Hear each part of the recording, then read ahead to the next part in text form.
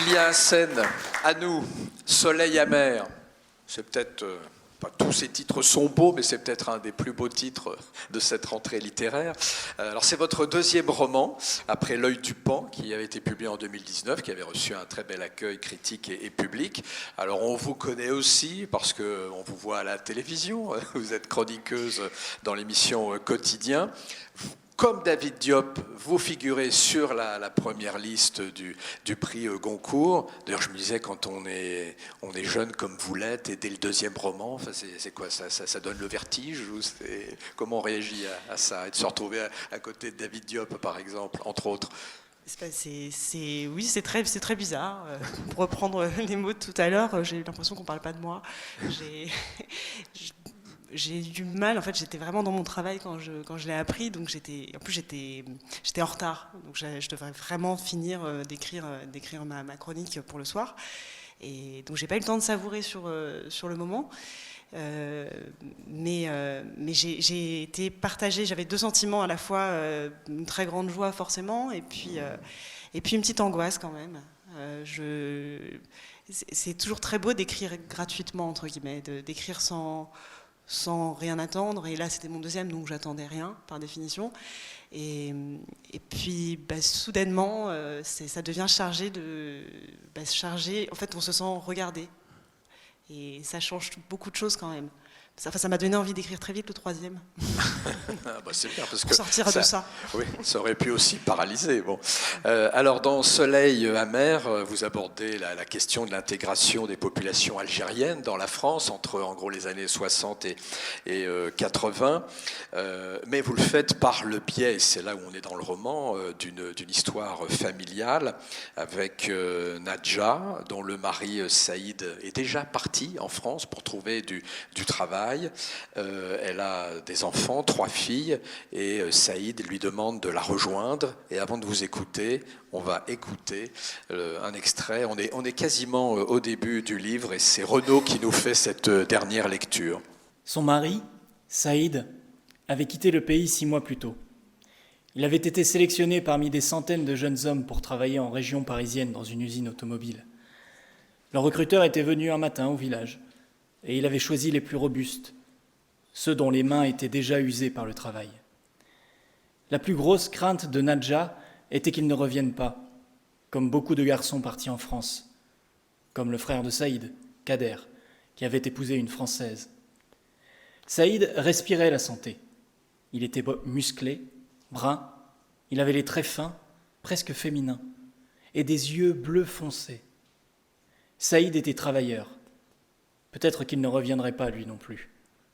Peut-être qu'il la laisserait seule, avec 3 enfants sur les bras. Elle courut vers l'école, où l'institutrice aidait les femmes à rédiger leurs courriers. Elle écrivit à Saïd de rentrer bientôt. « Je n'ai pas vu la pluie depuis des semaines. La récolte n'est pas bonne. Brahim dit que les grains sont trop petits pour être vendus au prix du blé. Il me propose la moitié de la somme. J'ai essayé de négocier, mais il ne veut rien entendre. Le tissage du tapis est presque terminé. Mon cousin Kamel a trouvé un acheteur à Constantine. Il va m'avancer l'argent. Les filles vont bien, mais Nour pleure toutes les nuits. Ça devient difficile. Reviens vite. S'il te plaît, reviens. » L'institutrice s'arrêta dans sa dictée. « Il n'y a plus de place. Dites-lui que vous l'aimez. » Nadja lui arracha la lettre des mains. « Non, madame. L'amour, c'est pour les Français. »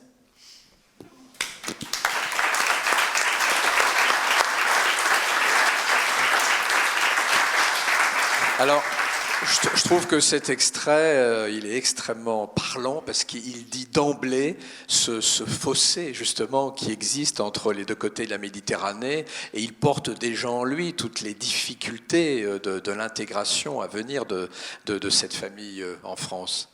Oui, c'est ça, c'est cette phrase « l'amour, c'est pour les Français », elle dit pour moi quelque chose de très important qui est la pudeur, et la pudeur des sentiments. Le fait de ne pas dire je t'aime, de ne pas dire je t'aime à ses enfants, de ne pas dire je t'aime à son mari, qui est plus répandu quand même en France, qui est beaucoup plus facile, parce que porté par une littérature, porté par des chansons, c'est cette culture maghrébine, même africaine, hein, est beaucoup plus, est très pudique sur ces sentiments-là. Et le livre, c'est aussi le parcours d'un sentiment qui au fur et à mesure se développe, et l'amour finit par venir. Mais c'est vrai qu'au début, au début, il y a ce schisme culturel. Alors, je crois que ça ne se fait pas de raconter un livre, mais là, je crois qu'on peut le faire parce que ça arrive très très vite dès le début du roman. Nadja rejoint Saïd avec ses 3 filles, elle va tomber enceinte et elle va donner naissance à des jumeaux. Et là, parce que vous avez cet art là des coups de théâtre, qu'est-ce qui se passe? Il va se passer un événement incroyable au moment de la naissance de ces jumeaux, mais qui illustre aussi la difficulté pour ces familles de vivre en France. Oui, elle arrive en France dans des conditions qu'elle pensait être des conditions idylliques. Elle avait fantasmé la France, et elle arrive dans une maison vétuste. Son mari était avant dans un foyer pour travailleurs immigrés, où il a sombré dans l'alcool, comme beaucoup de travailleurs maghrébins en fait, à cette période-là. Elle arrive avec ses 3 filles, elle espère trouver une sorte d'Eldorado, et finalement elle se retrouve dans une maison assez vétuste avec plusieurs familles qui vivent là. Et elle fait la connaissance de sa belle-sœur, Ève, qui est une femme française, bourgeoise, qui travaille à la bibliothèque, donc qui a un accès aux livres, et qui est très cultivée. Et de cette rencontre va naître une amitié assez sincère. Le problème, effectivement, c'est que Najat tombe enceinte. Et elle tombe enceinte en fait pour la 5e fois. Elle a déjà 3 petites filles, elle a déjà perdu un bébé. C'est la 5e fois, elle a à peine 30 ans. Et vu les conditions dans lesquelles ils vivent, il leur est impossible de garder l'enfant. Et donc ils se mettent d'accord pour donner l'enfant à la naissance. Donner l'enfant donc à Ève. Il y en a 2 en réalité. Hein. Et donc Nadja y voit une manière de donner une chance à son enfant, de vivre dans de meilleures conditions, et puis en même temps il reste dans la famille, donc il y a quelque chose d'un point de vue culturel, en tout cas en Algérie, qui est pas étrange, qui s'est produit à plusieurs reprises et qui se passait même d'ailleurs en France, notamment dans les régions plus rurales. Le jour de l'accouchement arrive, et effectivement ce sont des jumeaux, et donc elle en donne un, elle en garde un. Et le livre raconte l'évolution de ces 2 frères aussi, qui vont grandir l'un à côté de l'autre, et en même temps pas dans les mêmes familles, pas dans les mêmes conditions, et qui vont garder un lien quand même tout au long du livre. Alors une idée comme celle-là, même si vous venez de dire que ça pouvait arriver, ça pouvait se produire, d'où vient-elle dans la dédicace que vous m'avez faite avec le livre, puisque les journalistes ont ce privilège de recevoir les livres dans ce qu'on appelle les services de presse, vous avez écrit que cette histoire est construite à partir de souvenirs rapportés et de souvenirs inventés. Où est la proportion entre donc cette part de fiction et vos souvenirs, ou ceux, j'imagine, de vos proches, de l'entourage? Oui, c'est ça, ça ne peut pas être mes souvenirs, puisque ça se passe entre les années 60 et la fin des années 80. Moi, je suis née plus tard, donc ce n'est pas mes souvenirs, mais bizarrement, c'est des souvenirs c'est des souvenirs que j'ai presque dans le sang, en fait. C'est des souvenirs que ma mère me racontait sans me raconter. C'est des phrases que j'attrapais au vol comme ça, des choses qu'on entend parfois en famille, qu'on ne comprend pas quand on est jeune et puis qui ne nous intéressent pas tellement, mais qui restent dans l'oreille. Et puis au bout d'un moment, ça crée une petite musique. Et donc j'ai commencé à comprendre un peu comme un puzzle, j'ai commencé à mieux comprendre l'histoire de ma famille aussi. Cette histoire en particulier de jumeaux, c'est une histoire vraie, mais qui ne concerne pas ni mes parents, qui est pareil, une histoire entendue qui m'avait interpellée, qui m'a travaillé longtemps. Cette surprise de la naissance, déjà donner un enfant, c'est quand même très particulier, mais de découvrir au moment de l'accouchement qu'il y en a 2, c'est encore autre chose. Et puis c'est des jumeaux, des faux jumeaux, donc on ne va pas leur dire qu'ils sont frères, on va leur mentir, on leur dit que c'est des cousins. Et effectivement, comme ils vivent, ils ont l'un et le frère de l'autre, pour les parents, c'est pas bizarre. Mais donc il y a ce secret de famille dès le départ. Et ça, cette histoire m'avait marqué profondément, et je sentais tout ce que je pouvais en faire aussi d'un point de vue romanesque. Ça m'intéressait vraiment de raconter, un peu comme Maupassant, l'histoire de Pierre et Jean. Enfin, il y avait quelque chose d'universel aussi dans cette histoire, au-delà de l'immigration, au-delà de tout ça. C'est vraiment une histoire de famille, une histoire de fratrie. C'est ça, un souvenir inventé, c'est-à-dire qu'on part de quelque chose dont on a entendu parler, oui, une histoire, et ensuite on la développe d'un point de vue romanesque. Oui, et j'irais même plus loin. Parfois, je disais à ma mère, c'est drôle, je viens d'écrire une scène, donc c'était vraiment un passage totalement inventé, et elle me disait, c'est fou parce que ça me rappelle, quelque part, elle retrouvait ses souvenirs. Et moi, j'avais vraiment l'impression d'avoir inventé certains passages. Et c'est vrai que ce trouble entre ce qu'on invente, ce qui est vrai, ce qui est historique, vraiment, je ne savais plus. Et c'était très bien comme ça. Et j'avais pas envie, en fait, de démêler tout ça. Je pense qu'effectivement, il y a plus de vérité dans certains passages qui sont... en tout cas, les passages qui me semblent rétrospectivement les plus vrais sont des passages que j'ai inventés. Est-ce que, là je pose la question à Michel Bernard, David Diop et Cécile Coulon, est-ce qu'on met, quel que soit le sujet, on met toujours quelque chose de soi dans un livre, dans un roman? Bon, ici pour Lilia Hassen, évidemment, c'est évident, mais est-ce que la fiction se nourrit toujours de ce que l'on est? Oui, alors dans celui-ci, très précisément, sur 2 points. D'une part, moi je suis loin d'être un génie, mais je crée. Et donc les affres, les questionnements de Rodin, son désir d'aller plus loin vers l'inconnu, à un modeste niveau, c'est ce que j'essaie de faire quand j'écris. Et la deuxième chose, très technique, pour moi les mères, vous avez rappelé ce qu'avait été ma carrière avant, les mères c'est pas des personnages de roman. Vous les avez fréquentés. Je les ai fréquentés. Et j'ai vu des hommes et des femmes absolument remarquables. Et je pensais à certains d'entre eux, dans certaines situations, et pour imaginer mon personnage. Oui. David Diop? Bon, déjà, tout à l'heure, on a évoqué un peu ce que vous avez connu au Sénégal. Mais... Oui, ça peut être des livres aussi. C'est-à-dire le souvenir de livres qui vous marquent tellement que vous avez l'impression d'avoir vécu ce que vous avez lu. Et ça, c'est assez frappant pour moi. Et voilà, c'est tout ce que j'avais à dire sur cette question. Cécile? Moi, je rejoins David Diop sur qu'on peut mettre dans son écriture le sentiment exaltant que nous a transmis le livre d'un autre ou d'une autre. Lilia Hassen, il y a un autre thème là au cœur de ce livre qui est celui de, ça revient à travers plusieurs histoires, de la perte d'un enfant. C'est un thème très présent. D'où vient-il chez vous? Allez, psychanalyse. Et c'est très très bizarre parce qu'effectivement je réalise que dans mon premier roman aussi, je ne sais pas si c'est peut-être un peu métaphorique aussi. C'est l'idée de vraiment de perdre tout ce qu'on a de plus intime. Et ça, c'est quelque chose qui m'a toujours obsédée. Quand j'étais petite, j'étais très angoissée par la mort de mes parents, par exemple. Et j'ai trimballé cette angoisse de mort sans raison, pensant qu'il n'y avait pas de raison. Je me disais toujours, mais pourquoi j'ai aussi peur qu'ils meurent, ils sont en bonne santé, et j'y pensais de manière récurrente.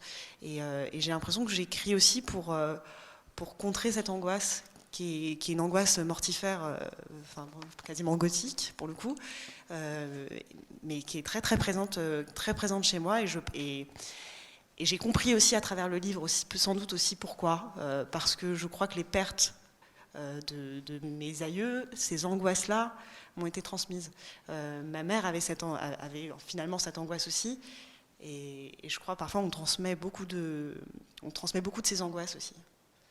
Alors, on le disait d'emblée, c'est un livre sur l'intégration d'une famille algérienne, la difficulté de s'intégrer dans la société française, parce que cette société française n'aide pas forcément à cette intégration. Mais il y a un passage qui m'a frappé, où vous dites aussi que parfois, si la société sépare ces populations immigrées du reste du pays, ces immigrés se séparent eux-mêmes de la société. Vous citez une institutrice. C'est Sonia d'ailleurs qui est l'une des filles donc de Nadja qui est devant une classe avec une majorité d'enfants d'immigrés. Je ne peux plus jamais entendre l'expression « les Français dans cette classe ». Vous ne devez pas accepter que l'on vous sépare des autres, mais si vous vous séparez vous-même, alors il n'y a plus rien à faire. Zineb, pourtant né en France, donc l'un des élèves avait rétorqué « mais madame, on n'est pas comme eux, et vous êtes comme qui ?» On est des Arabes. Oui, c'est un passage qui est un petit peu politique. Mais oui, parce qu'en fait, on entend quand même beaucoup les mots de séparatisme. Et moi, cette idée de la séparation, je trouvais qu'elle était intéressante dans l'urbanisme, par exemple.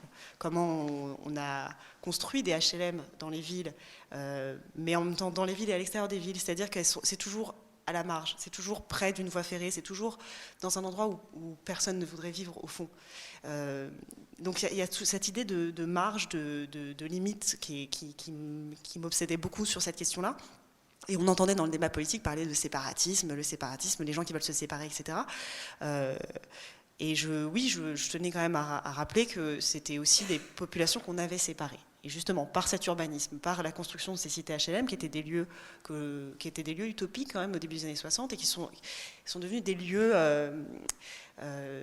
des lieux d'enfermement et de prison. À un moment, je fais la comparaison entre les HLM et les immeubles haussmanniens parisiens. Ces immeubles haussmanniens qui sont faits pour durer. C'est le charme de l'ancien. Les cités HLM sont construites pour rester là de manière très éphémère, dans des matériaux qui sont des matériaux laids, des matériaux qui se délitent très vite. Et ça dit déjà quelque chose des populations qui y vivent ou qu'on y met. Pour certains, on sait que c'est des morceaux d'héritage, le patrimoine est un morceau d'héritage, la bâtisse dans laquelle on vit. Des gens depuis le XVIIIe siècle y ont vécu, le XIXe siècle y ont vécu. Il y a une transmission aux enfants, il y a tout ça, rien que dans ce qu'on voit de l'urbanisme. Et pour les cités HLM, au contraire, c'est un lieu qui signifie déjà on ne tient pas forcément à ce que vous restiez longtemps.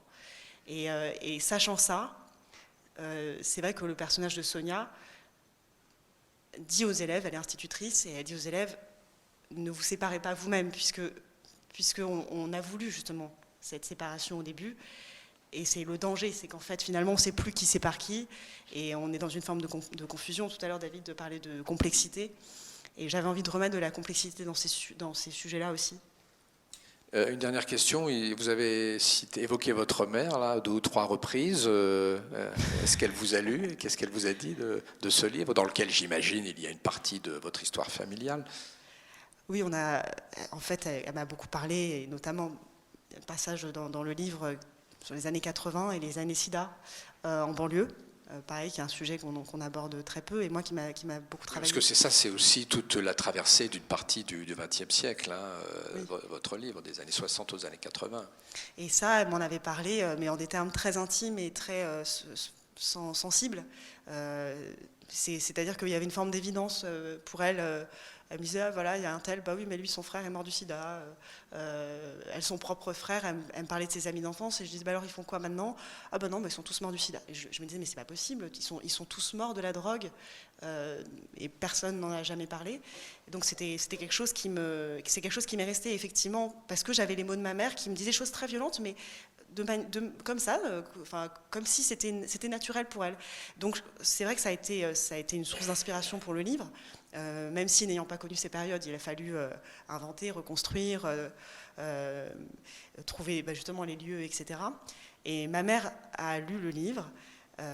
Ce qui est drôle, c'est qu'elle l'a lu à un moment où j'étais avec elle. On a une maison en Normandie, et elle commençait à le lire, elle me disait rien. Et je me disais, bon, ça, le plaît pas, c'est peut-être trop proche d'elle, et parfois il y a un peu cette inquiétude aussi. Finalement, on est beaucoup plus critique quand on est proche d'une thématique ou d'un sujet. Et puis en fait, elle a attendu que je parte pour le terminer. Et elle m'a fait l'un des plus beaux messages que j'ai reçus. Et elle m'a dit des choses qu'elle m'avait jamais dites. Et j'ai su par mon père qu'elle avait pleuré à la fin. Et voilà. Non, mais vraiment, sa réaction m'émeut encore.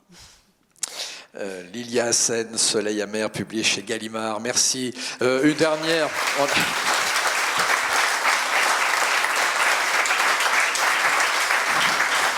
Alors je crois que j'ai été un peu long. Je vois Jean-François qui s'impatiente. Je voulais juste pour terminer sur une note comme ça un petit peu plus ludique et vous me donnez une réponse très courte, peut-être c'est même un seul mot, à tous les quatre. Je vais vous demander quand vous écrivez si vous avez un carburant et quel est votre carburant.